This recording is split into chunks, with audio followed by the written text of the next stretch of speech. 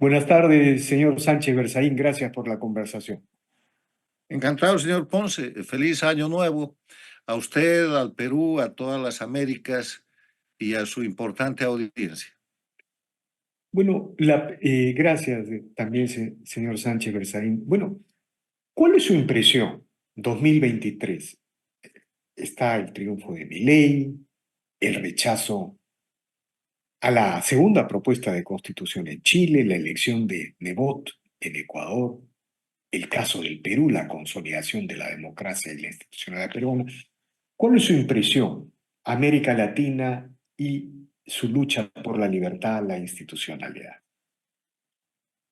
Hay que poner esto en el contexto de lo que pasa el siglo XXI, que es un siglo en el cual, con la aparición de Chávez, que recrea la dictadura cubana que estaba en extinción en el año 99, 1999, pone en marcha un proceso en el que todo el siglo XXI está señalado con un eje de confrontación, que es el de el crimen organizado contra la libertad, el de la violación de los derechos humanos contra la democracia. El eje de confrontación es dictadura contra democracia. Entonces el año 2023 no ha sido ajeno a eso y el 2024 tampoco lo va a ser. Las dictaduras están lideradas por Cuba, están integradas por Venezuela, Bolivia, Nicaragua, y al año 23 tenían 5 gobiernos paradictatoriales. Un gobierno paradictatorial es un gobierno que, instalado en democracia, se pone al servicio de las dictaduras porque les debe a las dictaduras el haber llegado al poder. Y los gobiernos paradictatoriales hasta el año pasado eran la Argentina con Fernández Kirchner, que lo han perdido, y siguen siendo México con López Obrador, Chile con Boric, Colombia con Petro y Brasil con Lula. Entonces, en ese contexto, ese grupo de 9 países, hoy día 8, ejercen presión para deteriorar la democracia, para tomar el poder en otros países, para derrocar gobiernos establecidos y en una actitud de constante sedición y conspiración, tratan de imponer su sistema para beneficiar y tratar de extender el tiempo que ya se ha terminado de la vigencia de las dictaduras. Entonces, en el año 2023, en el ejercicio de esa confrontación, lo que se llama el socialismo del siglo XXI o el castrochavismo, que es el grupo dictatorial que hemos descrito, ha sufrido importantísimas derrotas, pero además han terminado el año marcados por el estigma de una caída irremediable, de una situación de agonía que los está llevando a su final.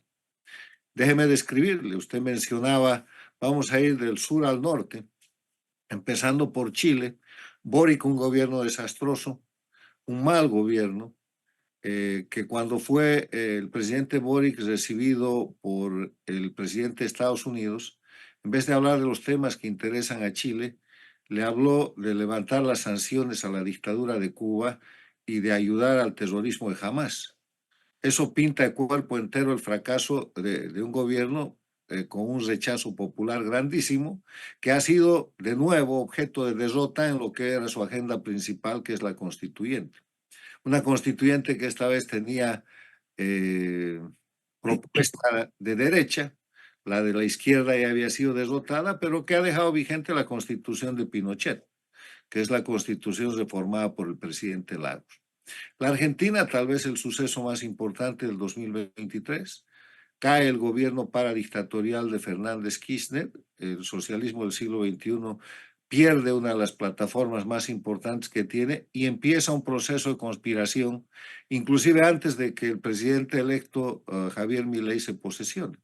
Milei ha empezado una cantidad importantísima de medidas para recuperar la libertad y la democracia, y eso está llevando una fuerza, una ola de retorno a la normalidad en la región.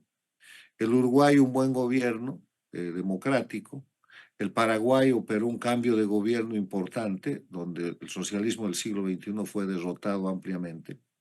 El Brasil tomó el gobierno Lula y puso el Brasil al servicio de las dictaduras con grandísimos y vergonzosos esfuerzos, como aquella cumbre que organizó de UNASUR, donde recibió al dictador de Venezuela como si fuera un presidente y fue inclusive repudiado por el propio Boric, por la gente de su propio equipo. Después organizaron en Europa una reunión de la CELAC, que es otra de estas instituciones de papel que ha formado el socialismo del siglo XXI, para presentar al dictador cubano, pero todo con pésimos, con malos resultados y con una caída en la popularidad importante y peor en lo que es la economía y la seguridad en el Brasil. Están Ahora, perdiendo. doctor Sánchez Berzaín, ¿y cómo explicar este retroceso? No sé cómo llamarlo, es un retroceso general, ¿no? Del chavismo, que hace 1 o 2 años parecía una ofensiva total. O sea, donde llega el gobierno, se cae, se derrumba, o pierde aprobación, o pierde popularidad.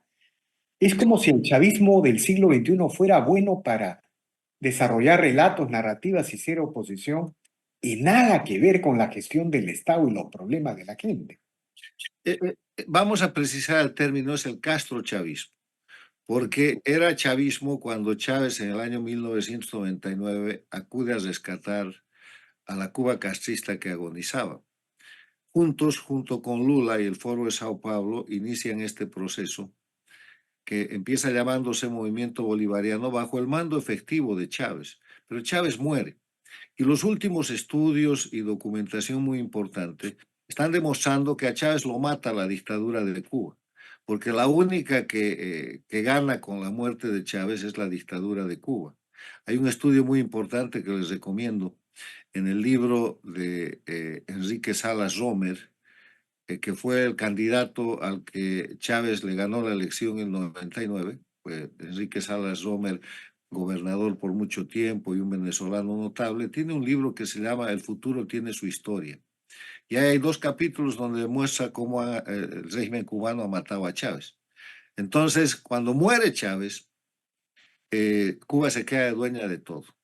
Y es el castrochavismo el que empieza a regir bajo rótulo de socialismo del siglo XXI. Si Chávez muriera, si Chávez no hubiera muerto, perdón, y viviera, estaríamos hablando del Chávez castrismo, porque mientras Chávez vivía, Fidel Castro era el estafeta, era el ayudante de Chávez, porque Chávez era el que ponía el discurso, la plata, el petróleo y todo.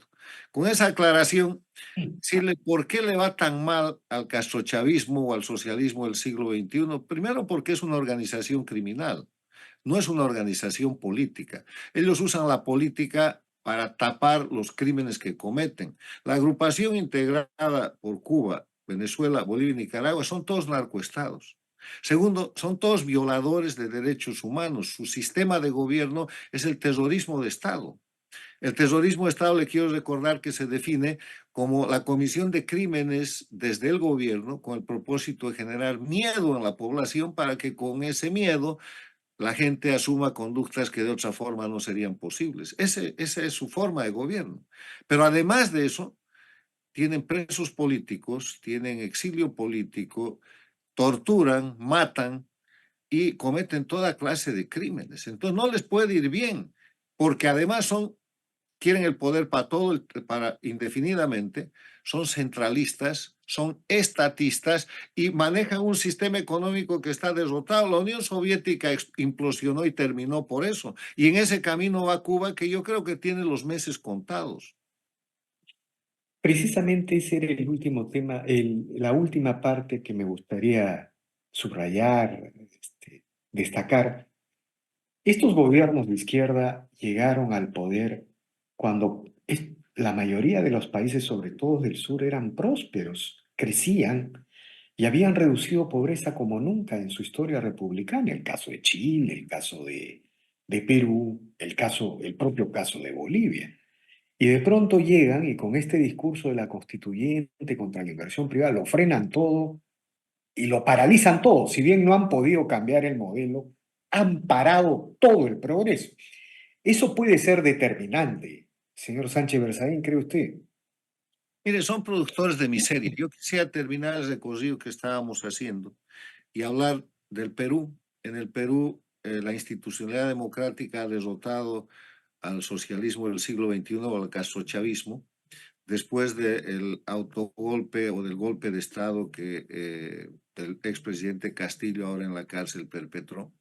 El Perú ha producido otra derrota muy importante respecto al castrochavismo. Ha liberado por el sistema de justicia al expresidente Fujimori. Presidente Fujimori. Es un hecho notable porque Fujimori era el preso político más importante del castrochavismo en las Américas. No hay que olvidar que a quien derrota a Fujimori en la década de los 90 es a la guerrilla establecida y sostenida por la dictadura castrista de Cuba y después, junto con Chávez, que es Sendero Luminoso y el MRTA han tratado de reactivarse y están tratando de reactivarse y que el año pasado, de la mano de Evo Morales, con toda la fuerza del caso chavismo, han penetrado hasta Puno y han tratado inclusive de dividir el Perú. O sea, no es poca la derrota que el caso chavismo ha sufrido el año 2023 en el Perú. En Bolivia la derrota es muy grande porque están en un sistema de fuerza con presos políticos, más de 290, han liquidado la riqueza del gas. Bolivia no tiene más gas, están sumidos en una pobreza y viviendo lo que es el narcoestado. Eso no es sostenible. Y en los últimos días del 2023, el Tribunal Constitucional de la dictadura ha tenido que declarar que Evo Morales no puede ser más candidato, reflejando la decisión de la Comisión Interamericana de Derechos Humanos. Seguimos hacia el norte y en Ecuador, pese a que han asesinado al candidato de oposición que iba a ganar, gran luchador contra la corrupción, Fernando Villavicencio, no han logrado reimponer el correísmo, que es la versión ecuatoriana del caso chavismo. Les ha ganado Noboa. Avanzando con eso, tenemos Colombia con un gobierno desastroso que el 2023 ha tenido como notas características el destape por la vía del propio embajador de Petro en Venezuela de que el narcotráfico y el castrochavismo le habían financiado la elección, por eso es paradictatorial, y los escándalos de corrupción de su propio hijo, del propio hijo de Petro, y el desastre total de la economía colombiana que está en caída. Venezuela, en una situación en la que irrumpe un proceso de unidad de la oposición a través del triunfo de María Corina Machado como candidata única de la verdadera oposición, que arrincona a la dictadura y arrincona a la oposición funcional con el triunfo del 92,5%. Centroamérica está convulsionada con Nicaragua como dictadura de crimen organizado que ahora persigue a los religiosos, a los sacerdotes católicos, pero en la otra mano tiene usted el éxito que representa El Salvador, que ahora el 2024 va a tener elecciones, con un México paradictatorial de la mano de López Obrador, que va a dejar el gobierno este año, también en 2024 hay elecciones en México, y que está tratando de imponer una candidata que se confronta con otra mujer de la oposición donde nada está dicho.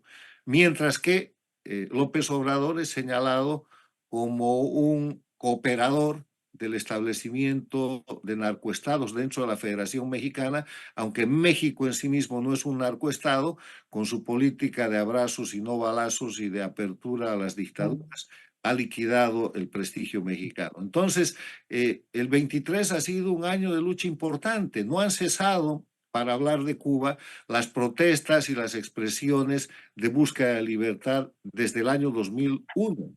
Hay 2 años y más sosteniéndose las protestas en un país en el que la miseria es la regla. Cuba es el país más miserable del mundo, no de las Américas, seguido por Venezuela. Y todo eso nos lleva a su pregunta. ¿Por qué estos señores son productores de miseria? Precisamente porque son crimen organizado, porque destrozan el aparato productivo, se aprovechan de lo que el país ha construido hasta que lo agotan. Y le voy a dar 4 ejemplos.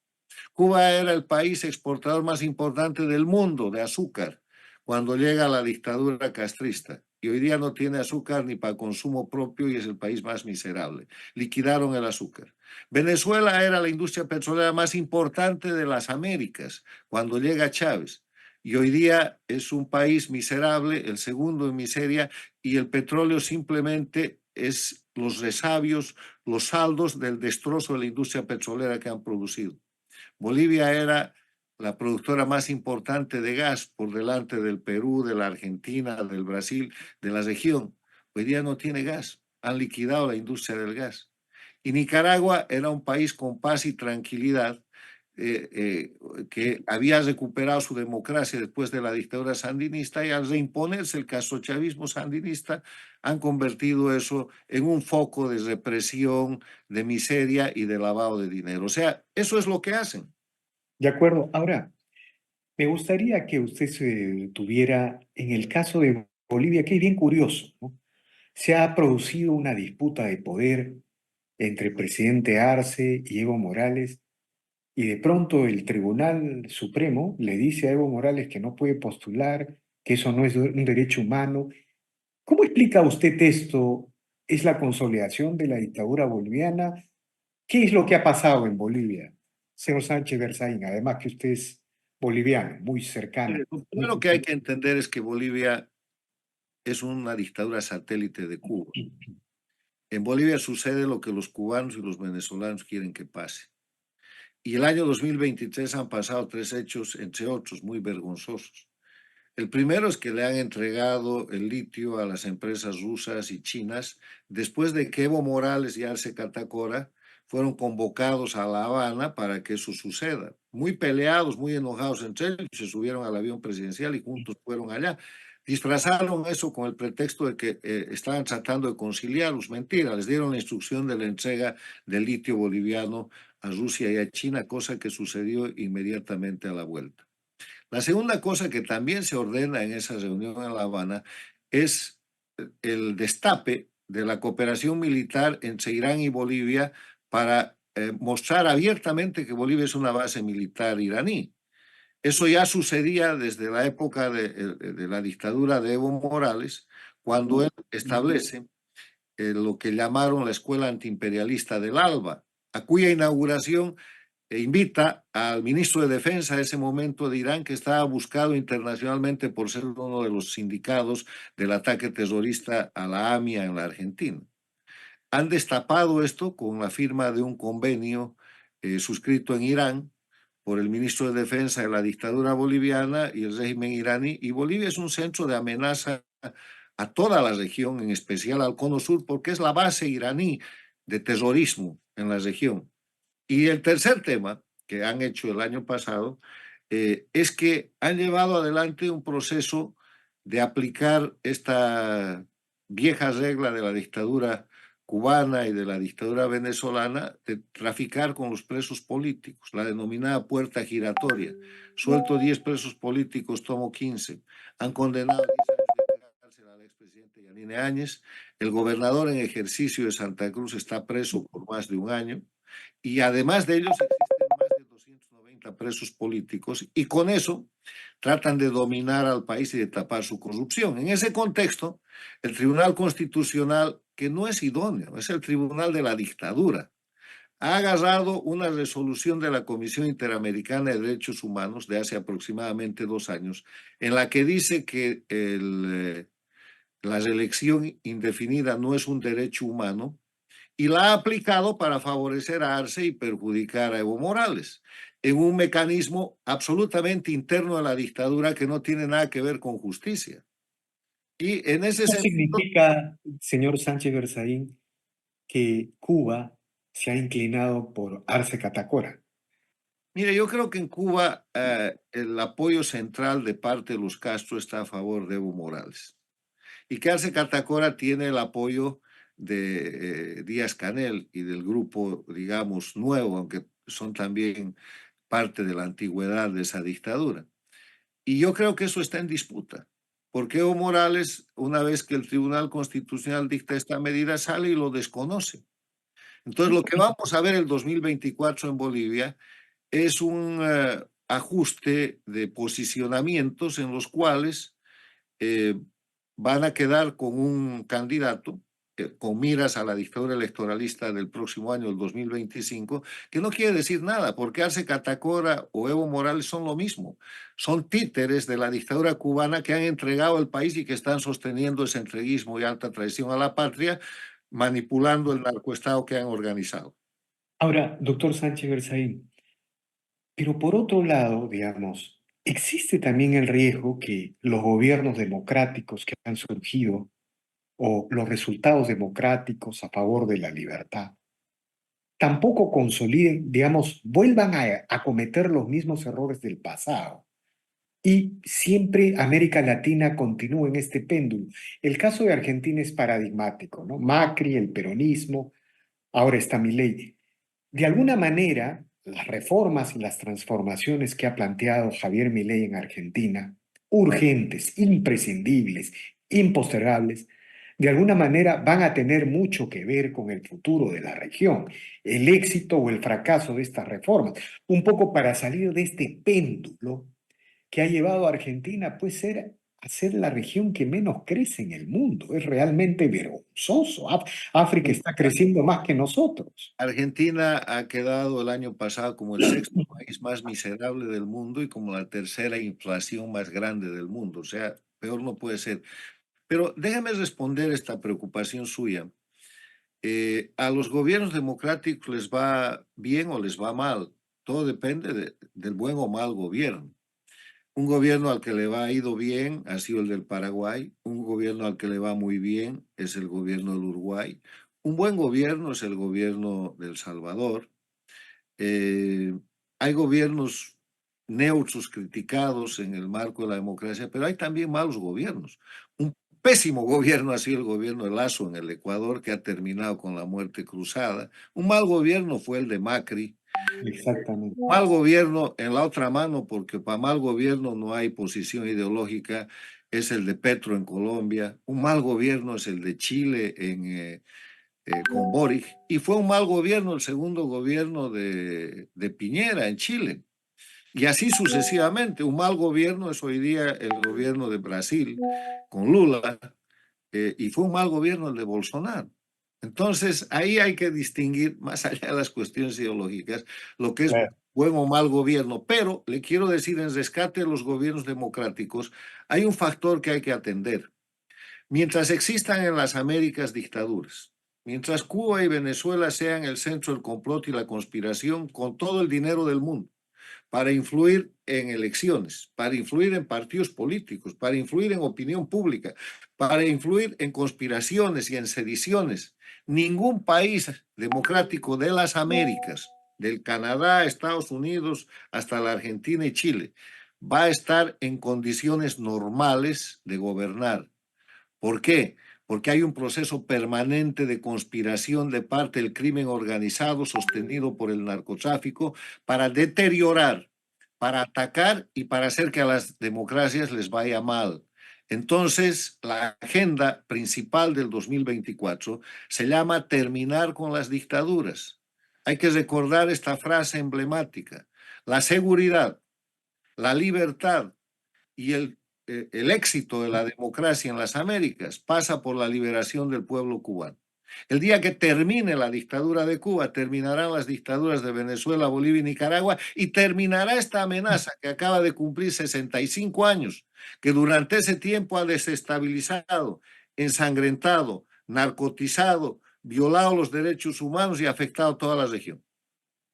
Ahora, le escuché señalar a usted, ya que estamos hablando de Cuba, que aparentemente la dictadura cubana tendría los días contados. ¿En qué se basa usted para plantear semejante hipótesis, señor Sánchez Bersen? En la experiencia histórica, mire usted la razón por la cual desapareció la Unión Soviética. En plena Guerra Fría, la Unión Soviética una potencia nuclear, una potencia mundial, y de pronto implosiona. ¿Por qué? Porque destrozaron la economía, porque no tenían cómo sostener ese aparato, porque simplemente la realidad económica, política y social mostró que ese sistema comunista no funcionaba. Y se acabó el comunismo y se acabó la Unión Soviética. le está pasando lo mismo a Cuba que ha sobrevivido demasiado tiempo. Cuba sobrevive porque era un satélite de la Unión Soviética, un estado parásito.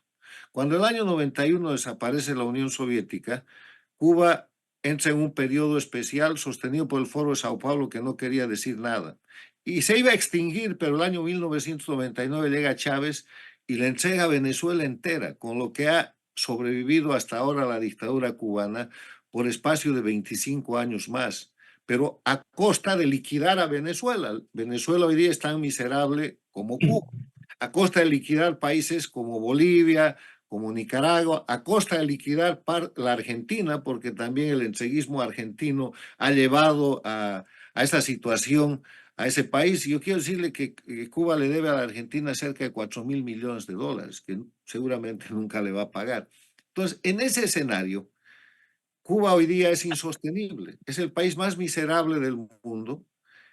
Ha perdido el apoyo popular que podía tener. Las juventudes castristas que han nacido, han sido adoctrinadas, no solamente educadas en el castrismo, se rebelan y ¿qué piden? Piden pan y libertad. Están pidiendo la libertad del oprobio que es ese régimen que nos está matando de hambre. Ya no estamos hablando de ideología, estamos hablando del día a día, del poder vivir.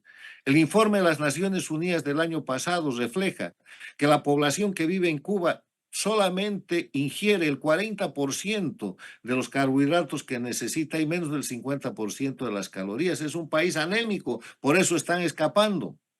No tienen economía, no tienen pueblo, no tienen narrativa. ¿Quién les cree el cuento de la Revolución Cubana? La Revolución Cubana está repudiada por los propios cubanos. ¿Y sabe qué es lo peor por lo que ese proceso de caída se está acelerando? No tienen opciones. China no va a salvar a Cuba. Rusia no va a salvar a Cuba. Irán no le va a dar el dinero que en un momento le entregó Chávez. No hay otra Venezuela para liquidar. Y por eso han empezado a tomar medidas que son neoliberales. Le están quitando al pueblo cubano de la tarjeta de alimentos que le dan varios alimentos, el pollo, le están quitando más todavía la capacidad de sobrevivencia, con un advertido muy grave. Para generar medidas de corte liberal hay que tener producción y Cuba no produce nada. Ha perdido hasta la industria turística de la prostitución. O sea, Cuba hoy día se sostiene en base al esclavismo, con los famosos internacionalistas, en base a seguir sacando recursos de Venezuela, Bolivia, Nicaragua y otros países, y en base a un sistema de expoliación del pueblo cubano, donde ya nadie les presta, ya nadie les dona y se están cayendo. Ahora, le quisiera plantear una reflexión final, señor Sánchez Berzaín. América Latina, de alguna manera, es una especie de un occidente moreno, ¿no es cierto?